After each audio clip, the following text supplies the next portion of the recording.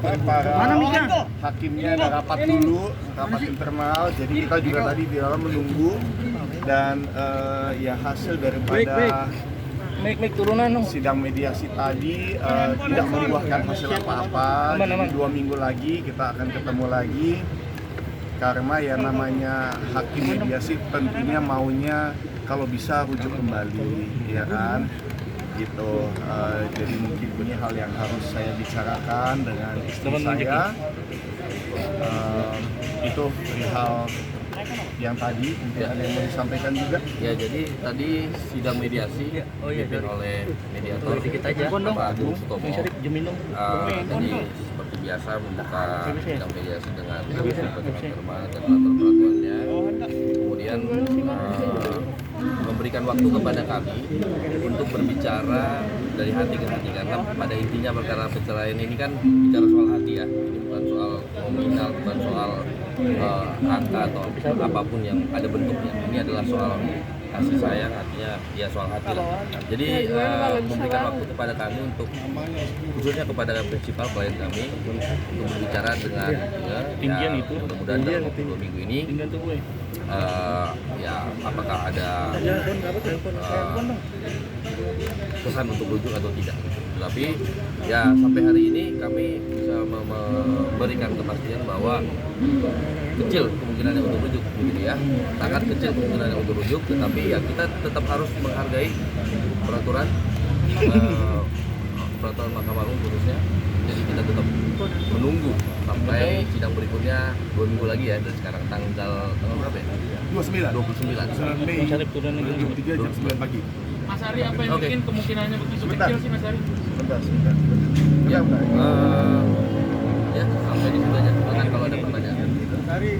Mungkin hal yang kemungkinan. Oke, satu lagi yang perlu kami sampaikan di sini ya, di dalam beberapa pemberitaan juga kan adanya informasi awal banget itu yang sejak awal bahwa klien kami bilang pelit gitu ya, tidak menafkahi ya, anak-anak. Nah, pada faktanya sidang yang lalu juga itu sudah diklarifikasi sendiri oleh Ibu Inge yang menyatakan, yang pada intinya menyatakan bahwa klien kami bertanggung jawab untuk merawat anaknya, bertanggung jawab terhadap pernikahan ini, bertanggung dia dengan Ibu Inge.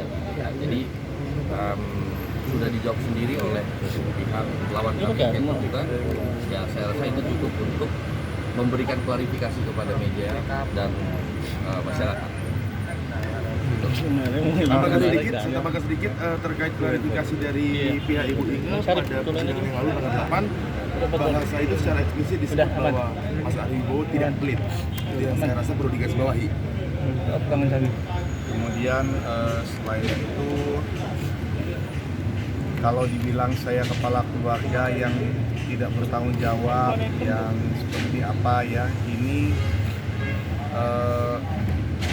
kemarin waktu COVID itu melanda, saya memilih untuk tidak syuting, tidak terima tawaran sinetron maupun film karena saya merasa tanggung jawab saya sebagai kepala keluarga lebih penting untuk tidak membawa virus itu kembali ke rumah. Awal-awal kan kita semua juga nggak ada yang tahu ya, COVID itu separah apa, akan selama apa lockdownnya, ternyata sampai 2 tahun.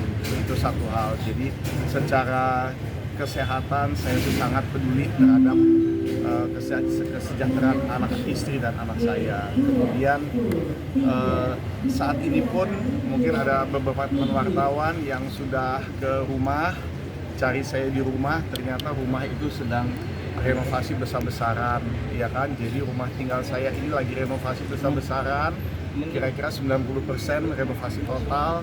Itu juga awal-awalnya sebetulnya dimulai dari permintaan istri pengen punya island artinya tuh kayak meja di dapur ya. Tapi karena dapur yang sudah existing itu lebih kecil, artinya dapurnya harus dipindahin beserta semua saluran air, exhaust dan lain sebagainya. Akhirnya saya sekalian ya udah gymnya pun kita ada gym pribadi ruang gymnya pun saya besarin supaya Inge, istri saya, bisa bikin konten di situ karena dia kan gemar olahraga, saya pun gemar olahraga. Saya pikir anak-anak saya juga dua laki-laki akan olahraga juga pasti gitu ya. Jadi dapur saya besarin, gymnya saya besarin. Akhirnya satu rumah kita bongkar semua. Kalau itu bukan karena karena perhatian saya kepada keluarga saya, itu buat apa lagi gitu ya kan, karena rumah lama pun nggak rusak, nggak bocor, nggak jelek, masih bagus, tapi ya saya pengen memberikan yang terbaik buat keluarga saya gitu. Dan itu sudah berjalan, rumah ini sudah renovasi 2 tahun ya, kurang lebih seperti itu. Kemarin juga dari pihak kuasa hukumnya istri saya bilang minggu lalu sangat disayangkan Ari Wibowo tidak hadir di persidangan sehingga harus ditunda lagi. Seakan-akan saya itu tidak peduli dengan jalannya persidangan. Itu pun sebetulnya adalah kenyataan yang tidak benar, karena 2 kali itu memang penggugat tidak dibutuhkan untuk hadir, cukup diwakilkan oleh kuasa hukum. Betul nggak? Ya kan? Jadi yang pertama itu bulan lalu itu karena dokumentasinya tidak lengkap, makanya diundur seminggu. Kemudian akhirnya baru pihak ya kan? Baru dinyatakan lengkap. Baru minggu lalu itu menunjuk mediator. Jadi di situ memang saya tidak perlu hadir gitu. Jadi agak dilebih-lebihkan, agak didramatisir kalau seakan-akan ini persidangan tertunda atau mundur terus karena ketidakhadiran saya gitu. Saya baru butuh hadir hari ini dan saya sangat menghargai hakim serta proses pengadilannya. Tidak mungkin saya mau kayak menghambat atau bagaimanapun juga, tidak mungkin. Saya sangat menghargai dan itu sebabnya kenapa kita hadir. Mas Ari mohon maaf sebelumnya, seperti kemarin Inge sendiri bilang dia tidak bisa memilih atau misalnya kayak pakaian, terus ya silahkan kalau misalnya seandainya bisa ngelihat lemari pakainya Inge, itu pakainya banyak sekali. Kalau itu dibilang dia serba kekurangan, ya aku rasa itu agak sedikit melebih-lebihkan, agak sedikit dramatisir. Gini loh, aku tidak mau menjelekkan istri saya, ya biarin aja. Dia di luar mau ngomong apa saja, kita sama-sama tahu. Selama 17 tahun tidak ada masalah apa-apa. Selama 17 tahun semua baik-baik aja.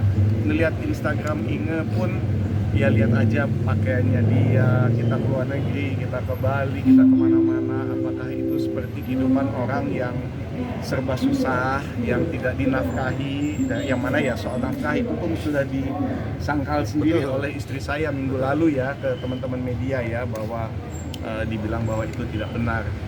Jadi sebetulnya siapa yang membuat statement-statement pada awalnya tidak menafkahi, kan itu semua cuma gorengan berita. Aku dari awal aku udah bilang ini semua fitnahan, tapi saya kan tidak mau banyak bicara, ya biar waktu yang akan membuktikan, pengadilan yang akan menyelesaikan, dan mudah-mudahan sampai kapanpun ya bagi saya masalah rumah tangga adalah rumah tangga, urusan dalam rumah tangga, bukan untuk menjadi sorotan media. Memang itu tidak saya kehendaki, tidak saya inginkan, karena saya mengingat kasihan anak-anak saya, kasihan anak-anak kami, saya dan Inge, ya kan. Karena yang namanya jejak digital itu nggak akan kemana-mana. Kalau dibilang begini, dibilang begitu, ya itu pasti akan berdampak kepada anak-anak. Kita mah udah gede ya. Kalau misalnya saya dan istri saya gagal dalam pernikahan, ya sudahlah, kita nelen aja, kita bisa terima ya kan, dengan lapang dada. Tapi tidak usah dijadikan segala sesuatu didramatisir, dilebih-lebihkan hanya untuk gorengan media. Itu kasihan anak-anak. Bagi saya itu seperti itu aja gitu. Jadi saya tidak akan pernah menjelekkan istri saya, walaupun saya tahu namanya dua manusia tidak ada yang sempurna, ya kan.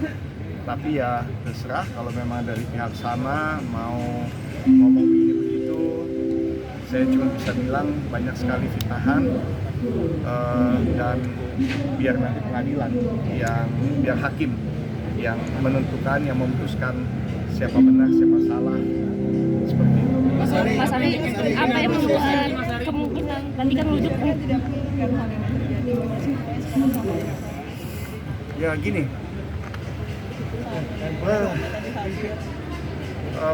begini, banyak saya ngeliat nih saya nggak tahu mikirin lah gitu ya, apa komentar-komentar ya kan, ada yang bilang wah itu orang udah keluar kata cerai tapi kok masih tidur seranjang ya, kok masih sama-sama padahal udah niat cerai. Ya emang saya ini kan kepala rumah tangga yang bertanggung jawab, selama belum ada keputusan pengadilan bahwa kita cerai, dia tetap sah sebagai istri saya dan saya tetap harus tetap terus memberikan semua yang layaknya diberikan seorang suami. Itu tidak akan berubah hanya karena secara pribadi lagi kesel atau lagi sakit hati atau lagi apa gitu ya. Itu tanggung jawab saya sebagai seorang suami, sebagai seorang kepala rumah tangga gitu. Jadi tolong jangan kayak gini loh, kita nggak pernah benar gitu ya. Dibilang wah gimana sih udah cerai kok masih seranjang, ya memang belum ada ketok palu kok dari hakim, jadi ya memang masih menjadi tanggungan saya. Kalau nanti sudah selesai urusannya, ya mau dia sama siapa, mau ngapain ya itu urusan masing-masing gitu ya, karena secara hukum kita sudah bukan satu pasangan suami istri lagi gitu. Mas Ari, Mas Ari, apa yang menurut bikin kuasa hukum kemungkinan di rujuk sana, itu kecil sih Mas Ari? Tadi kan sempat dibilang kemungkinan rujuk sangat kecil. Wah, kalau dari saya sih ya mungkin karena apa yang sudah dikatakan ke media ya, semua kebohongan itu membuka mata saya juga gitu, bahwa kok ternyata orang yang sudah 17 tahun bersama saya kok bisa mengeluarkan kata-kata seperti itu gitu. Banyak sekali hal-hal yang tidak layak dikatakan. Saya tidak bilang rumah tangga saya sempurna, tidak ada rumah tangga yang sempurna karena dijalankan oleh dua insan manusia yang tidak sempurna, tapi tidak berarti juga semua masalah-masalah internal harus dipublish, harus disampaikan baik oleh kuasa hukumnya, ya lebih banyak oleh kuasa hukumnya Inge sih. Karena dari kemarin seperti itu kan adanya gitu. Tapi kan info-info yang didapat itu kan tentunya semua dari istri saya juga gitu. Berarti kan sedikit banyak juga sudah menyetujui apa yang disampaikan oleh kuasa hukumnya. Mas Ari benar nggak sih Mbak Inge sendiri aktivitas tetap melayani Mas Ari ketika sarapan atau bikin kopi? Sudah lama istri saya nggak bikinin sarapan buat saya. Itu biasanya saya masak sendiri atau pembantu saya yang masak. Ya itu satu kebohongan lagi. Tapi ya nggak apa-apa, udah saya nggak mau bahas itu, biarin aja, kan saya udah bilang terserah istri saya mau ngomong apa silahkan aja. Mas Ari terkait dengan Ya urusan anak-anak nanti biar diselesaikan di pengadilan. Yang pasti mereka sudah tahu kebenarannya, mereka sudah tahu apa yang terjadi, dan saya tidak bisa bicara lebih dari itu. Mas Ari, kabarnya nanti ketika nanti rumah sudah selesai, kita kembali ke rumah, anak-anak bersama Mas Ari, sedangkan Mbak Ina keluar dari rumah. Betul? Mungkin alasannya kenapa permintaan dari Mbak Ina atau? Kita lihat bagaimana nanti ya. Ini kan masih 2 minggu lagi, masih ada mediasi lagi. Jadi saya nggak mau bicara terlalu banyak. Saya luruskan sedikit ya. Artinya mengenai hak asuh berarti ya Mas ya, arah pertanyaannya bahwa kita selaku penggugat memang memperjuangkan hak asuh anak agar jatuh kepada pihak kita, dalam hal ini pihak Mas Ari gitu. Berarti gugatannya sendiri ada ya Mas tentang hak asuh anaknya? Ada. Mas Ari, kalau terkait dengan perjanjian yang dikatakan Mbak ini, tentang bukan harta gono, perjanjian pranikah. Oke. Nah, ini perjanjian pranikah ini banyak sekali ada yang bilang, wah ini dari awal udah nggak bener nih perjanjian pranikah nih, udah mikirin masing-masing aja. Gini, ada banyak kelebihan tentang perjanjian pranikah. Saya itu kan sudah tahu bahwa saya rencananya nggak mungkin selama-lamanya hanya di dunia entertain. Saya akan masuk dunia bisnis yang mana sekarang pun memang sudah masuk. Saya ada F&B, saya sedang menjalankan properti one stop entertainment di Semarang, ya kan, jadi sering bolak-balik ke sana. Itu dengan adanya perjanjian pranikah, semua utang saya tidak menjadi beban istri, ya. Jadi kalau saya salah langkah, ternyata saya gagal dalam usaha saya, seandainya tidak ada perjanjian pranikah, maka bank bisa sita, pemerintah bisa sita semuanya. Tapi dengan adanya perjanjian pranikah, itu hanya saya punya utang aja, yang punya istri tidak bisa gitu, tidak bisa disentuh gitu. Jadi tolong jangan dilihat negatif. Rata-rata sekarang keluarga yang modern itu sudah melakukan perjanjian pranikah, bahkan sudah sempat dibahas juga, belajar dari kasus Ari Wibowo, ada di YouTube, di Instagram itu, bahwa ternyata perjanjian pranikah itu banyak sekali positifnya gitu. Cuman ya namanya orang ya, kalau mau cari berita kan biasanya yang negatif yang lebih enak didengar, yang lebih menarik gitu kan, yang positif kan kurang menarik gitu loh. Ya, jadi perjanjian pranikah itu jangan dilihat sekarang. Ingat baik-baik, perjanjian pranikah itu dibuat pada tahun 2006, pada saat mereka menikah. Situasinya beda, bukan sekarang. Situasi dulu, kita harus pindah ke situasi tahun 2006. Situasi 2006 itu mereka sangat-sangat saling mencinta berdua ini. Baru menikah. Jadi jangan ketika berubah 17 tahun hubungannya terus cinta. Enggak, maksud saya itu harus jangan dilihat sekarang, ketika sudah ada perceraian, ada cekcok segala macam, baru diangkat perjanjiannya itu. Tapi gini loh, terus kemudian melihat perjanjian pranikah itu menjadi sesuatu hal yang sudah direncanakan, tidak begitu ya, jangan dilihat. Ya tentunya itu, perceraian tidak ada yang inginkan, dan waktu awal kita menikah juga bukan melakukan perjanjian pranikah dengan tujuan kalau sampai cerai atau enggak sama sekali. Punya perjanjian pranikah sekalipun ya, kalau dia istri saya meninggal karena apapun alasannya, semua hasil saya adalah buat istri. Ada perjanjian pranikah atau tidak, itu tidak ada pengaruh. Semua akan jatuh ke tangan istri sebagai istri yang sah gitu. Nah sekarang kan yang dipertanyakan, kenapa bisa cerai, ya kan? Kalau dari pihak saya kan sudah tahu kenapa, kan dari saya kan sudah jelas kenapa. Tapi itu bukan hal yang mau saya bahas di luar persidangan. Ini kan persidangan perceraian tertutup, dan saya hanya akan membahas masalah itu di dalam karena ya saya mau menjaga anak-anak saya gitu ya, jangan sampai menjadi ini gorengan media yang terlalu besar lagi gitu. Udah cukup apa yang mereka lalui sekarang. Terima kasih Mas Ari. Apa?